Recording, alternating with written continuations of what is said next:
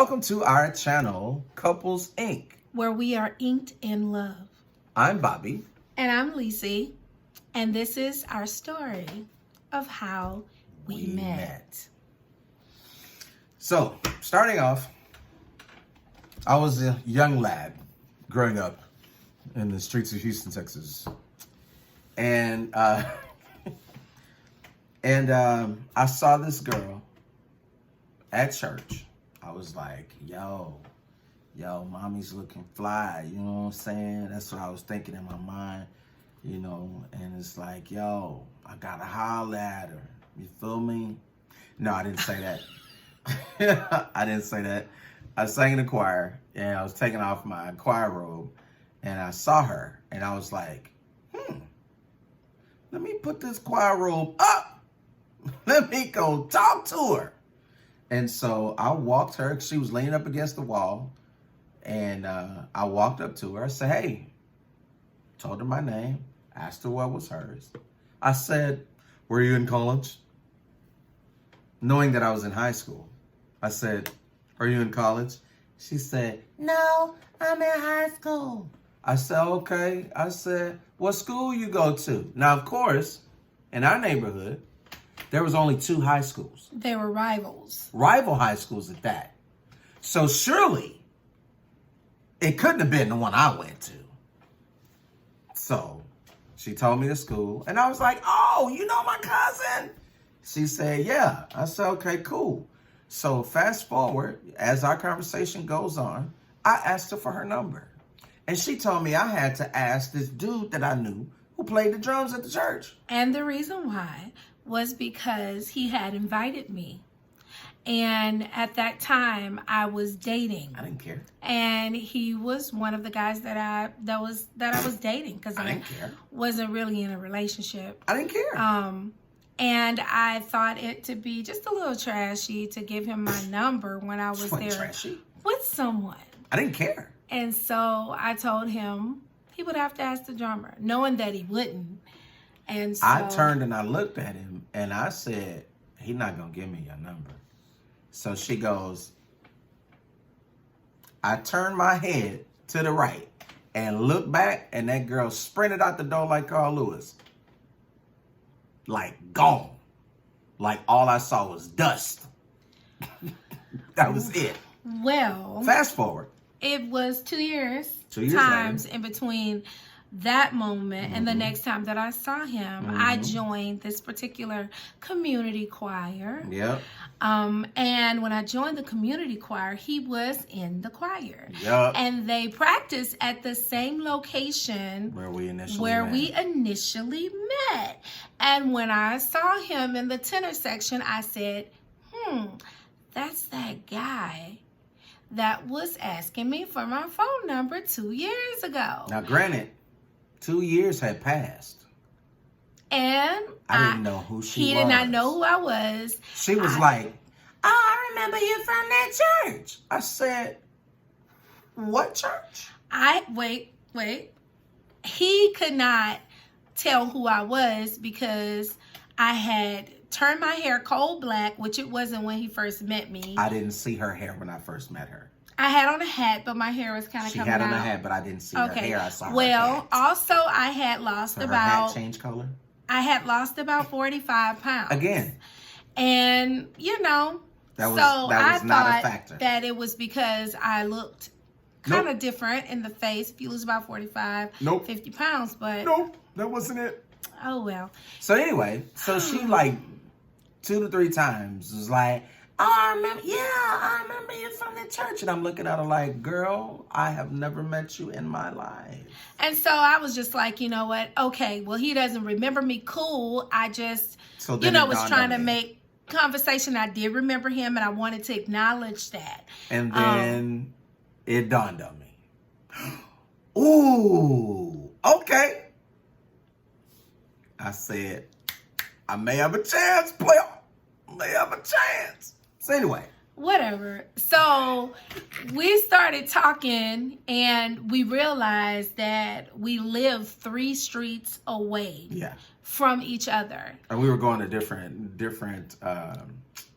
different choir events. where it was like, what, 6 of us? Yeah, it was a small little ensemble. It was a chorale. Yeah, like an ensemble. Yeah. So, And so I found, so, you know, my car had them broke down on me and stuff. And, you know, I was a young lad. I was a growing lad. And I said, hey, so do you live on this side of town? And so, oh, yeah, I live such and such. I said, oh, I live on this street. Do you mind taking me? Oh, no, it's no problem. I was like, yeah. Anyways, he was a cool bro. He was the homie. Cool. So we became cool in November of that year because that's when the rehearsal actually took place. It was November. But then we started going to events together. Right. And we would ride together to go Right. and sometimes to come back and And stuff. so that whole time I never asked her for her number until a Christmas program that we had sang at, and I rode with her. I asked if I could catch a ride home with her. She was like, yeah, come on. So, of course, the day before that, I had been bragging to my mom, I met this girl. Oh, my gosh, she's so beautiful. She could sing. It's just beautiful. Just everything was just wonderful. And so that day, I was like, you know, I was talking to my mom about you, and I was telling my mom how beautiful you were and how beautiful your voice is. And she was like, oh, thank you. Thank you. I said, is it okay if I get your number? And bing! Sure, you can get my number. I was like, it's on and popping. Well, so fast forward. So he says that he never considered me like his homie because he always had in his mind what he wanted. So anyway, so we talked on the phone every day till 3 o'clock in the morning. It was like literally every day. And he became my best friend. He was my best guy friend. And he so was we the became homie. friends. She says that we were the homie, that I was the homie. He was the homie. He was like a stalker, kind of. Not at all. Because he would just pop up wherever I would be. But it was cool because I enjoyed hanging out and talking to him. But I didn't see him And it was because as anything but the homie. I wanted to be in her presence. Period. I wanted to do that. So guess what? I went by her mama's house. Oh, she not here. She at the washing area. Okay. So I just walk up to the washing area and walk in. She be washing clothes, talking to her cousin. And I say, hey. She be like, hey. I said, your mom just told me that you were here, so I just wanted to come by and see you. Oh. I'm just here with my cousin. It's my cousin, such and such. I was like, hey, man, how you doing? He's like, hey. I was like, calm down. So I bought her a tennis bracelet for, this is my first, so I'm kind of dating myself when I say this. It was in Northline Mall at a Mission Jewelers. And if anybody knows anything about Mission Jewelers in Houston, you know, that was a long time ago. Well, it was on Valentine's Day, and I was wearing all black. She was like, yeah, because sad. I wasn't sad. I said, hey. I said, hey, what you doing? I wasn't sad. I was single, and I was saved, depressed. And I was satisfied with the Lord. She was discontented because she had on all black. She was missing her old boo thing. But I called her, and I said, hey, what's going on? And so, of course, being the debonair man that I am, I had her rolling. I said, hey, what time you got to be to work? And so she told me, I said, follow me to the mall. Part of mine was with me. It was early in the morning. It was like 9:30-ish. She had to be to work for 11. And I bought her a tennis bracelet. For Valentine's Day. And I was like, I don't know if I should take this or not. It was a good move. Because, I didn't want him to, kind of think something different. But then I was like, well, he's just being nice. Oh, so I was like, So I sang the song Pretty Brown Eyes. In the food court in front of everybody in the mall. Now let's be clear. It pays to recognize and know the messages in these songs. Not the perfect song to sing to me. It was not it was like, why would you even?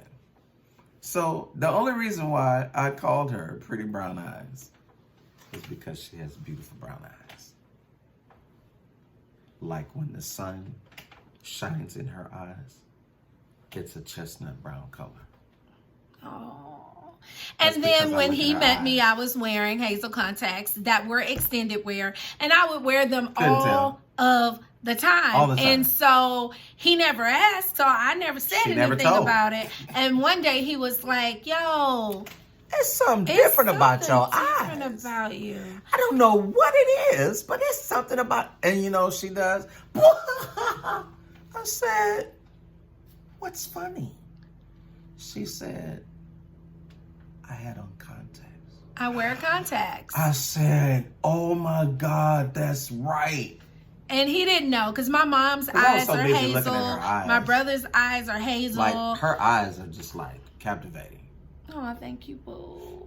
So captivating. Oh. Okay, but we're doing a video. Oh, hey, so yeah. And so basically, I had friends, and I was just during that time just going out with friends. I wouldn't even call it dating. I was single, and I was just having a good time.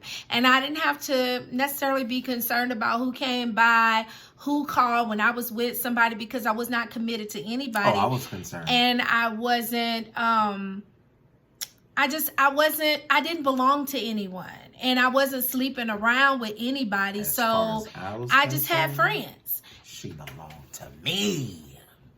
As far as I was concerned, he was the homie. So that is how I wasn't the homie because I wrote her a note.